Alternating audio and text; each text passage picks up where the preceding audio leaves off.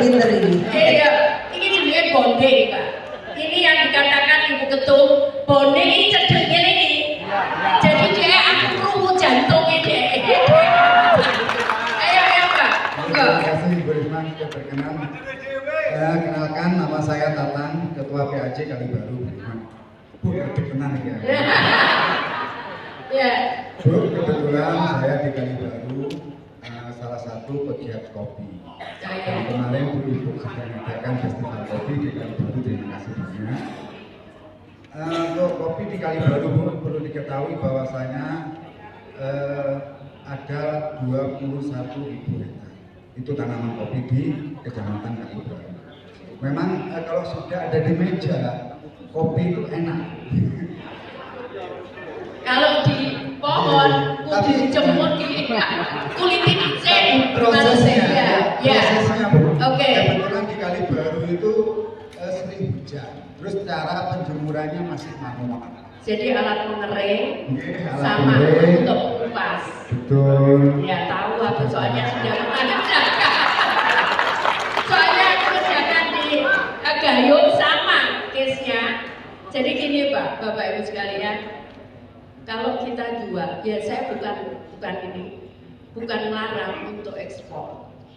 Tapi kalau kita bisa ngolah, coba bayangin Pak. 1 kilo Pak.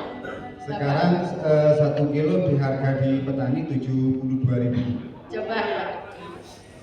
Maka nilai tambahnya itu kecil. Nah kalau kita bisa buat, Bapak Ibu tahu ada salah satu kafe yang seluruh dunia ada.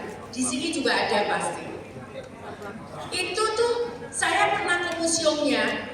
Itu ada salah satu kopi dari daerah sini.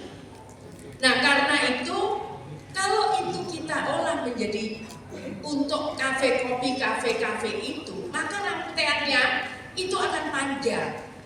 Jadi nanti Bu Ibu kalau memang itu, saya punya barista tunanetra. Itu jago sekali. Nah kalau itu bisa dilatih, maka dia bisa menjadi apa namanya? Barista yang mungkin ada kafe-kafe itu di seluruh kita, sehingga nilai tambahnya pertama pekerjaan.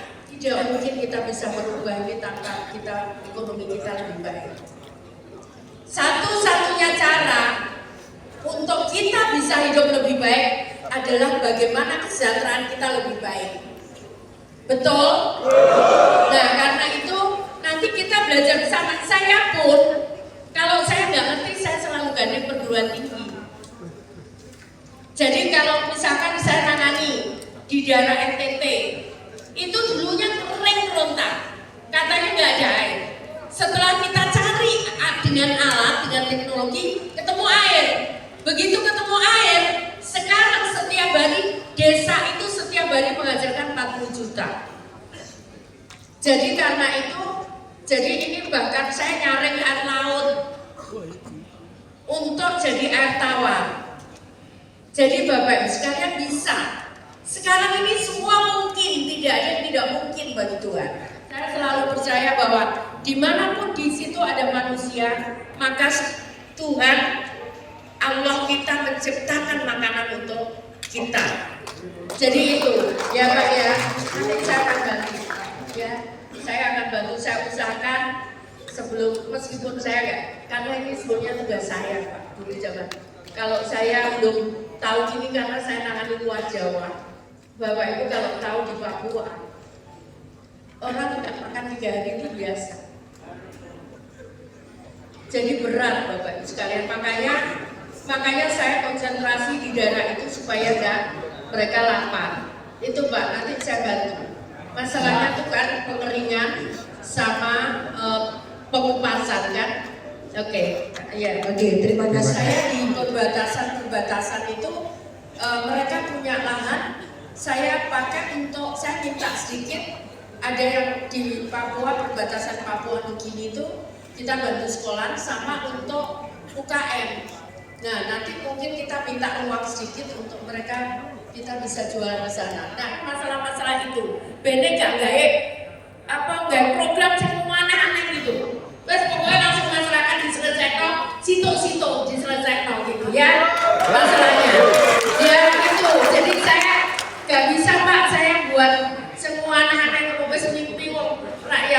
durung iso mangan ya mangan disekno. Rakyatnya durung iso sekolah ya sekolah. Ya, itu saya kira begitu. Terima kasih. Kenapa ke pasar? Aku suka.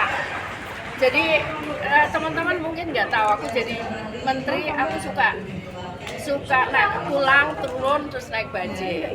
Kadang orang nggak percaya, ngapain menteri, bukan itu bukan Bu Risma, kok naik bajai. Aku biasa gitu karena aku pengen tahu sebenarnya masalahnya itu apa gitu. Jadi kadang gimana gitu turun gitu. Aku pengen tahu kan kalau Allah memberikan kepercayaan aku jadi ngerti masalah mereka apa gitu. Iya, jam 3. Jam 3 pagi aku setengah 8 udah bisa keliling muter-muter jalan-jalan lah. Ke pasar itu. Iya, jalan-jalan ya. Kelas ini anunya yang pertama itu hak pekerjaan untuk anak saya. Kalau dia masih kesulitan dengan alasan apapun, itu nggak fair, nggak bisa bayar, kemudian nggak ada uang, nggak ada tempat, itu nggak fair untuk anak-anak. Mereka harus menikmati kemerdekaan, mereka bisa belajar. Itu yang pertama. Nah yang kedua, kesejahteraan. Ini menjadi penting. Sebenarnya apa yang kita nggak miliki? Coba lihat. Semua kita miliki, even itu di Jawa Timur.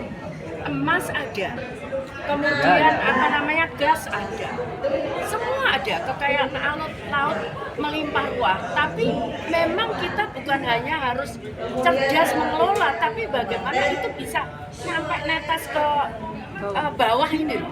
Bahwa itu kekayaan alam dan bumi Indonesia ini itu adalah milik rakyat. Jadi pemerintah itu cuma penyelenggara, salah kadang gelem gitu kan.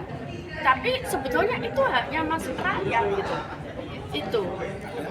Iya, membalikan hak rakyat supaya mereka benar-benar merasakan, mendapatkan haknya.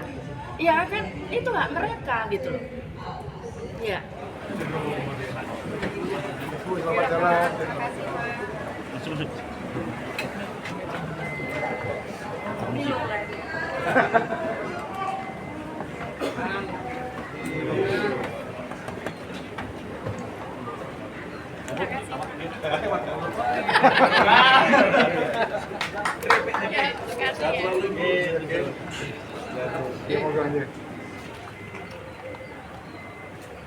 Nang, Bu Risma. Ibu sehat terus Ibu. Amin, amin. Tua.